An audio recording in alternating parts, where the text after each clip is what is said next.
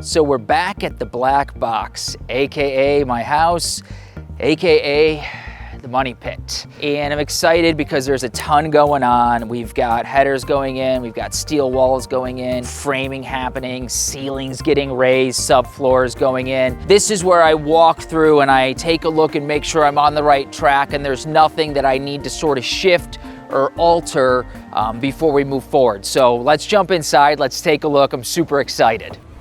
This is awesome. So much is going on. You can see false walls have been built because we're going to start to raise these ceilings by a foot. This is something I'm doing in the main area of the home. It's going to create a more modern feel and a more open feel. When doing that, you can see massive metal beams going in and a lot of them. I didn't look at raising the ceiling as the cost of a total of 40 grand. 25,000 was already a sunk cost in materials and labor to brace the room to open it. So I was really only gonna save a net of $15,000. And so, that's how I'm gonna look at it in the future. What's my net cost of this? Here are the things I have to do regardless to get the floor plan I want, and is it worth it? And when you talk about taking a house, all the main living areas from 8 feet to 9 feet for about $15,000, I think it's 100% worth it, whether it's my house or a flip. In the front, the guy's got the full header in here. We used to have 2 windows that were smaller.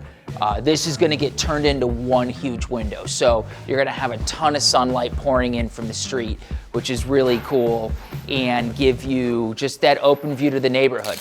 I know everybody loves open concept living, and so do I, but I also like some separation of space. So what we're doing here is taking something that we need to do functionally, which is, take a header, brace the ceiling, create these support walls, and we're gonna just put a little arch in on either corner. And so that'll get framed out and it'll be an entrance moment into what will be our kitchen. The kitchen now, all the rafters have been done.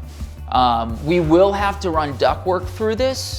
So you're not gonna unfortunately have this cathedral ceiling, but it's still gonna get raised to 9 feet, go straight across. So it's gonna feel like the rest of the house will feel, open and airy, and not disconnected. Since the last week I've been here, not too much done over in our office. We gotta have the electrician come out. You'll see, this is where the house used to end. So you've got your panel here. This is gonna come out, we're gonna put it on the corner of the house. Nice thing about opening everything up is this can be done while this is open. So we get this set here.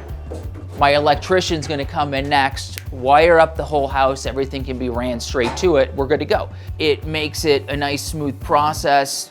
We can start stuccoing, everything can be done because it's already in place and wires have been ran. So it's really ideal to time these things properly. So this is the primary suite, and the way I designed this to maximize floor space was I flanked the bedroom with closets. A lot of the times in primary suites now you have walk-ins, and while they're wonderful, when you live in Southern California and every square foot costs so much money, the thought of having to do 2 sides of hanging and then all of that space in between to walk didn't make sense for this. So we've got a nice large closet on either side, big window that will look out into our courtyard, and another large window that will look out to our backyard. One thing you'll probably notice when you look at this is the bottom heights are varied. That was actually done on purpose because our room is not that large. We won't be able to put in a dresser and a bench at the end of the bed. So I'm building one in here while also doing drawers underneath it and making this a sitting area, reading nook. We're gonna do a sconce light here, and it creates its own little sitting space inside of the primary. It's really fun and it's space saving. It's gonna give us what we had in our previous bedroom, which is a seating area when we're getting ready, and it's gonna help make up for some lack of storage space with having those doors in there.